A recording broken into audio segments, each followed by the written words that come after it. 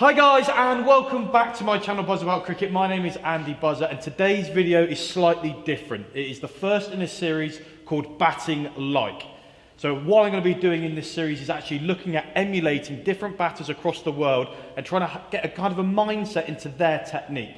I think from a coach's standpoint and a player's standpoint, when we look at something that's slightly different, we always say why, and we actually say, no, that's not right, that's wrong. Today, I'm actually going to put myself in their shoes to kind of get a better understanding of the strengths and weaknesses of different techniques and how different players go about being successful. The first person that I'm going to be emulating is Fawad Alam, the Pakistan international test and one-day player who's averaging about 40, who's got one of the most irregular stances in modern cricket. Let's get going.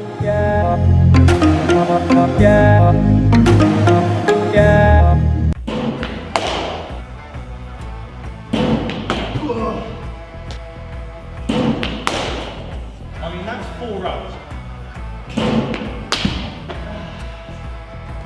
So the first thing that we have to discuss when we're talking about Fawad Alam's setup is how he is front onto the bowler. So every textbook tells you we're going to get nice and square, side on, eyes nice and level, down towards the pitch. Well, Fawad has kind of decided to flip that textbook on its side because he is literally standing front onto the bowler in one of the most alpha moves that I've seen in cricket.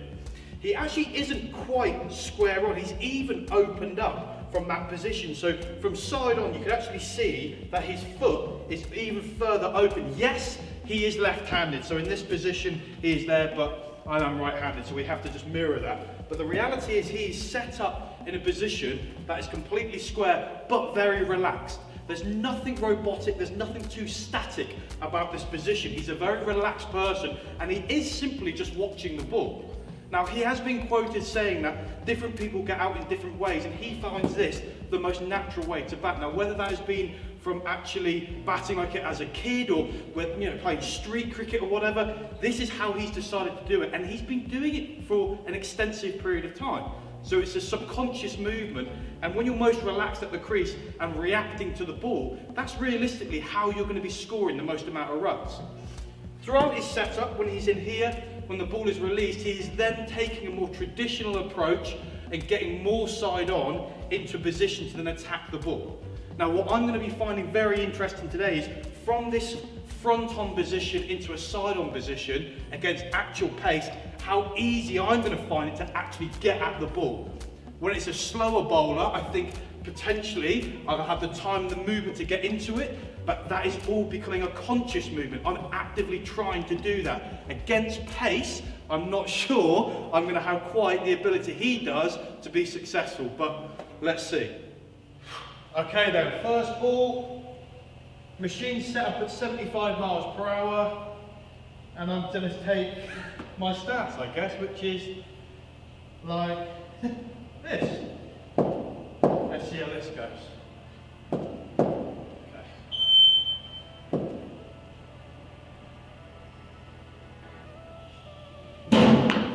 Oh, that's different.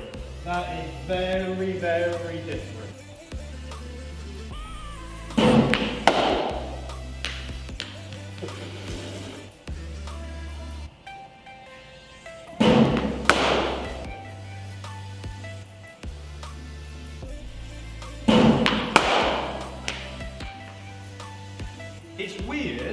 It's weird because you kind of want to pull everything, and I'm predominantly a guy that is heavy on the front foot play because I've started in England playing on a soft wicket, but on this stance you just want to pull a cricket ball.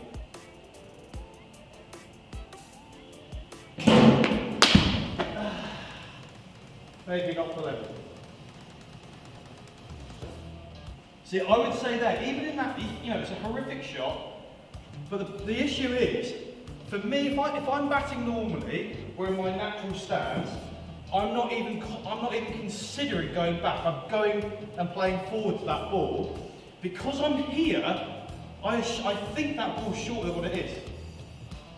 So I'm guessing that's probably not even at the top of the stumps. I would never be going back to that. And it's just, it's really strange how standing like this is actually encouraging back foot play.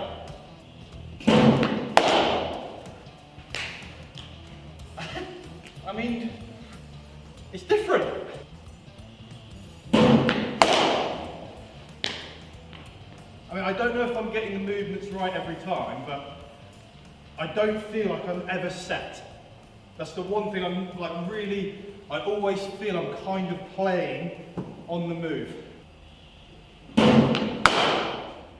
So when we knocked it back down to a spinner's pace, using this technique, I really felt comfortable coming from a front-on stance, but then being able to get out of my crease, use my feet, you know, drive the ball. It was a real active movement that I had to make with my front foot, and it was a real conscious decision to really get out towards the ball. But at that pace, I felt like I had lots of time, and I executed the shots, you know, off the bat pretty well. Now we've gone back onto pace, and now we're hitting, you know, the 83, 84, 85 mile per hour mark. It's going to be really interesting to see if I can kind of use that kind of mentality of really forcing myself at the ball to try and keep my weight in a more neutral position rather than just hanging back.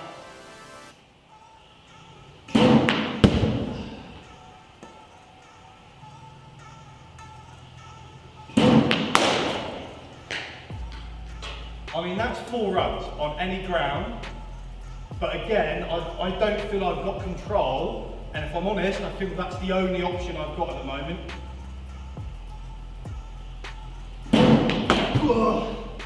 Another prime example where I should be getting forward, or I should be maintaining my position here, but I'm feeling so trapped on the back foot.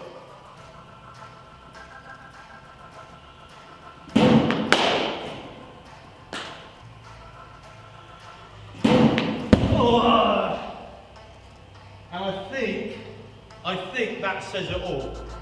In terms of what I'm trying to do in my head, even using this technique of coming front on and moving across into a set position, I'm really focusing and telling myself, get forward, get forward.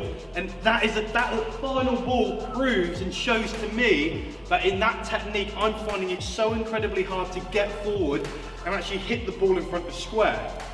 At a lower pace, yes, I was able to kind of get my foot and get my position into what we would call a more orthodox shape to kind of be successful in front of square, both on the offside and the leg side.